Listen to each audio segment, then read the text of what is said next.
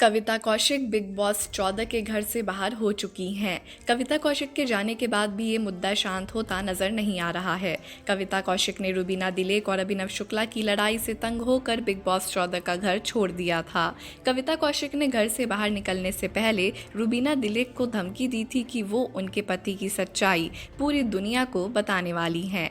कविता कौशिक के बाद अब उनके पति रोनित बिस्वास ने अभिनव शुक्ला की पोल सरेआम खोलकर रख दी है। इतना ही नहीं, रोनित बिस्वास ने अभिनव शुक्ला पर सनसनीखेज आरोप लगाए हैं, जिनको सुनकर फैंस सख्ते में आ गए हैं।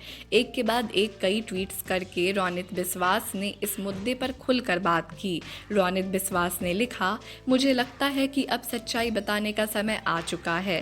टीवी पर नजर आ रहा ये इंसान एक जेंटलमैन नहीं है। अभिनव शुक्ला को अल्कोहल लेने की आदत है।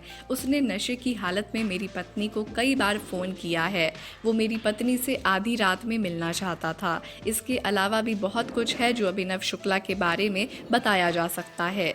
एक बार तो हालत ऐसी हो गई थी कि मुझे और मेरी पत्नी को उसके खिलाफ पुलिस में शिकायत दर्ज करवानी पड़ गई थी। अपने दूसरे ट्वीट में रोनित बिस्वास ने लिखा, ये वही इंसान है जिसने हमसे काम की भीख मांगी है। अभिनव शुक्ला मेरे घर पर मदद मांगने आया था। वो एक फिल्म बनाना चाहता था। केवल अभिनव शुक्ला के लिए हमने उस फिल्म में काम करने के लिए कोई फीस नहीं ली।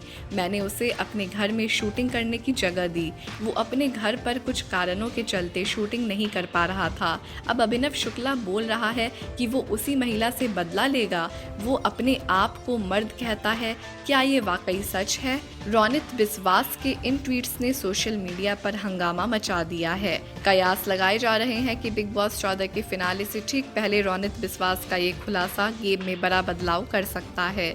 बिग बॉस से जुड़ी ऐसी ही और भी कई खबरों को सबसे पहले पाने के लिए बने रहें हमारे चैनल के साथ।